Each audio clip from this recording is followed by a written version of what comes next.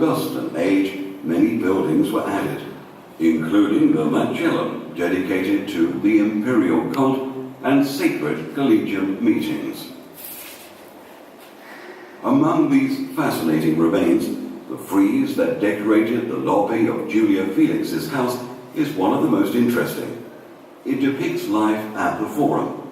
Metal craftsmen, cloth and livestock merchants, bread sellers, and people offering products from the countryside can be seen, while teachers are in the middle of their open-air lessons, reprimanding their scholars.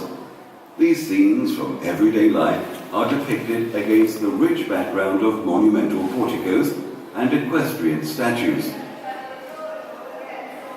On the northern side of the Forum, with all the weight of Vesuvius in the background, Jupiter's temple was erected, a real Capitolium based on the famous temple in Rome. It was decorated with 3 statues, Jupiter, Juno, and Minerva, placed on tall bases so that they could be seen from the Forum, and completed with an ornate podium decorated with 2 equestrian statues. The Basilica was the most sumptuous building in the Forum. This is where business was conducted and justice was administered. Inside, it held a court where the magistrate sat and was divided into 3 naves with 2 rows of columns. The Basilica of Pompeii represents one of the oldest examples of this building type. Built on the strategic street that ran from the marine port to the city centre, this is one of the oldest existing examples of a religious building. The temple was placed on a tall podium and was surrounded by a portico. Its altar was positioned at the centre of the internal courtyard. It was also connected to Piazza Forense. The triangular forum was located on a steep lava ridge and is considered one of the oldest and most sacred areas of the city. The forum was accessible from Via dei Teatri, and the historic temple was dedicated to Athena and Heracles, who was considered to be the city founder. In addition to the temple, the location included a circular building and a gymnasium with a podium for ceremonies and prizes. The theatre district was home to the large theatre and the Odeon. The first was built in the middle of the 2nd century BC, but it was immediately renovated to meet Roman taste. Initially, both tragedies and comedies were held here, but after the 62 BC earthquake, it became the gladiators' dwelling. The Odeon was covered to improve acoustics and held shows by mimes, as well as singing and musical events. The cult of Isis was one of the most popular and widespread regions in the Mediterranean, and its temple was placed on a tall podium, with an altar in front of it placed in the center of an arcaded court. Behind it, there was a room for initiates to meet and a sacrarium decorated with scenes from the life of the goddess. Baths played an important role in the Roman world. The Stabian baths are among the oldest known to us.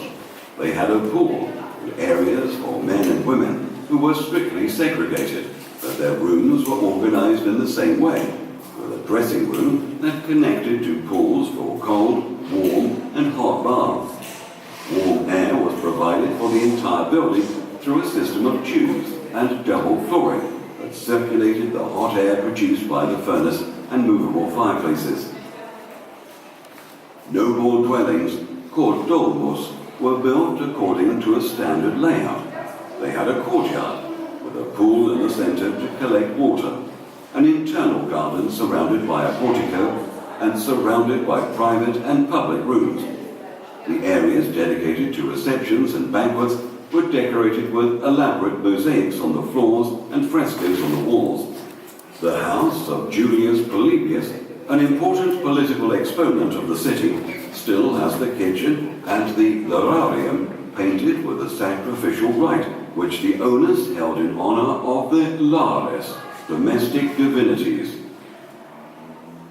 Pompeii's amphitheatre is one of the oldest known amphitheatres in the entire Roman world, The structure, which was completed in 70 BC, held up to 20,000 spectators and was located on the outskirts of town to facilitate the flux of such a large number of people. Spectators could reach the higher levels by using an external staircase, while a corridor led to the ground floor. The area around the city is characterized by the presence of country villas called ville d'automne, residential buildings that have large parts of their land allocated for agricultural activities. Even though these homes were normally located far from the city centre, Villa of Diomede was attached to the antique city walls and is one of the city's largest buildings. Its floor plan covers over 3,500 square meters and is 3 stories tall. The gardens are one of the most suggestive parts of the building, with a covered open-air dining room and pool.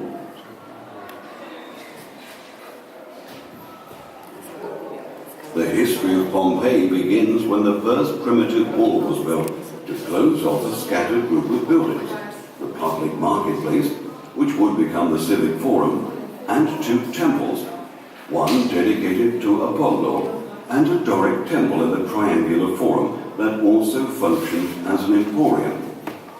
Initially, most of the houses were concentrated close to the door that led to the sea, but quickly more houses were built along Via Mercurio and Via Consolare, connecting the city to the salt mines and the surrounding countryside.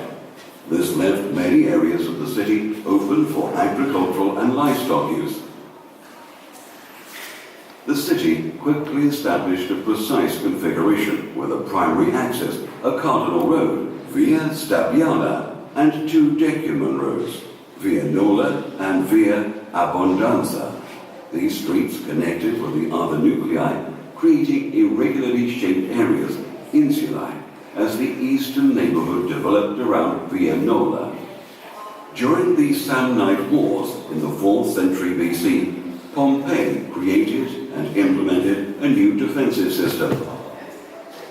With the foundation of the Colonia Veneria Pompeiana in 80 BC, villas with panoramic views were built facing the sea and the Salo River.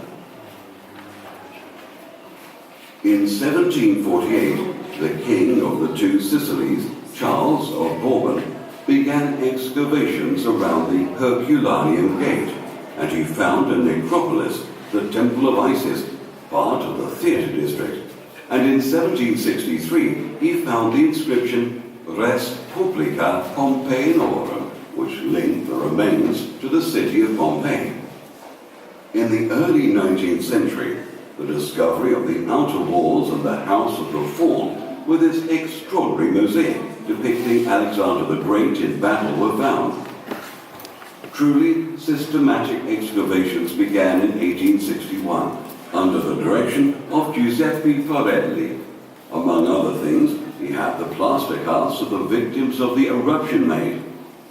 Under the direction of Amadeo Maioli, some additional villas were found, and the excavations of the outer city limit was completed as the exploration of regions 1 and 2 and the necropolis at Porta Nogera began.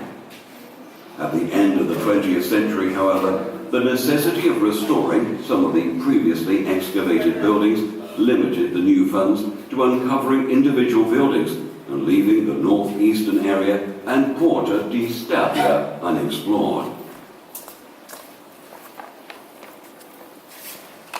Despite the city's proximity to the sea and the presence of mountains to the southwest, Pompeii had a strong, solid wall, which was modified on various occasions.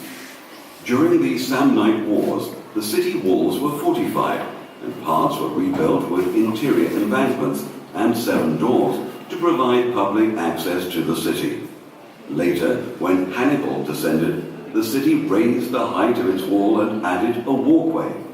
This last intervention also added 12 watchtowers with 2 floors and openings, like the Tower of Mercury. The Forum was the heart of the city's daily life.